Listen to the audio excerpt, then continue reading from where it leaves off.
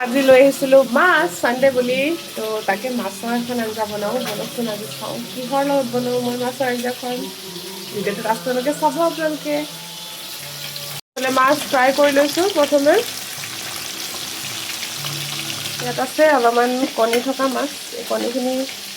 বেলেগকৈ ভাজিম বুলি ভাবিছিলোঁ চাওঁ কি কৰোঁ মাছখিনি প্ৰথমে ভাজি লওঁ লৈছিলোঁ ডাঙৰ বিলাহী সৰিয়হ পিঁয়াজ আৰু নহৰু আদা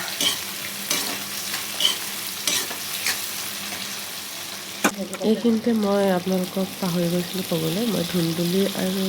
সৰু কণ বিলাহী তাৰপিছত আলু দুটুকুৰামান বইল কৰি থোৱা আছিলে তাকে মই দি লৈ এইখিনি গ্ৰেভি বনাই লৈছোঁ ধুনীয়াকৈ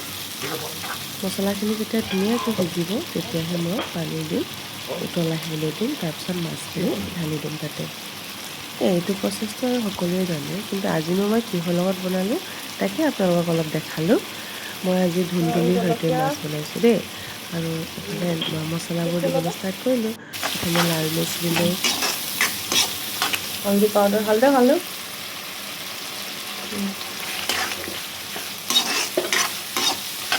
এইটো ৰং জলকীয়া হয় দেই জ্বলাটো মিঠা লাল মিৰ্চ হয় কাশ্মীৰী লাল মিৰ্চ মাছখিনি হৈ গৈছে ফ্ৰাই কৰা লাহেকৈ দি দিম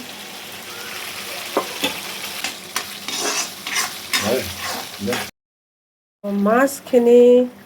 এতিয়া মই ইয়াত দি যাম 1 by 1 কণী থকা মাছকেইটা এতিয়া টাইম হৈ গ'ল মাছবোৰ দিবলৈ খাবলৈ ভাল মাছখিনি দি লৈ কিনে তাৰপিছত যোনখিনি কণী থকা মাছ সেইখিনি দি দিম বাৰু কাৰণ মই তেনেকৈ ভাজি দিলোঁ যিহেতু ভাজা মাছ খাই ভালেই লাগে আৰু মাছ জোলত দিলেও ভালেই লাগে হাজবেণ্ডে ক'লে গোটেইখিনি দি দিয়া 2 পিচমান থৈ দিবা সেইখিনি আমি এনেই ফ্ৰাইকৈ খাম চ' গোটেইখিনি দিয়াৰ পিছত মোৰ আঞ্জাখন অলমষ্ট ৰেডি হৈ গ'ল এতিয়া মোৰ পেটটোৰ কাৰণে অলপমান উলিয়াই লয় পিছত আমি একেবাৰে লাষ্টত জলকীয়া দুটামান দি দিম তেতিয়া অলপমান যিমান টেষ্টিকৈ বনালেও মায়ে বনোৱা জলকীয়াহে দিছিলোঁ মাছৰ টেঙা সমান হ'ব নোৱাৰে কি কয় এনেদৰে মোৰ নহয় আজি জানো ৰেডি হৈ গ'ল যিমান যি দি বনালেও মায়ে বনোৱা সেই মাছৰ আঞ্জাখনৰ সমান হ'বই নোৱাৰে একোৱেই তুলনাই নপৰে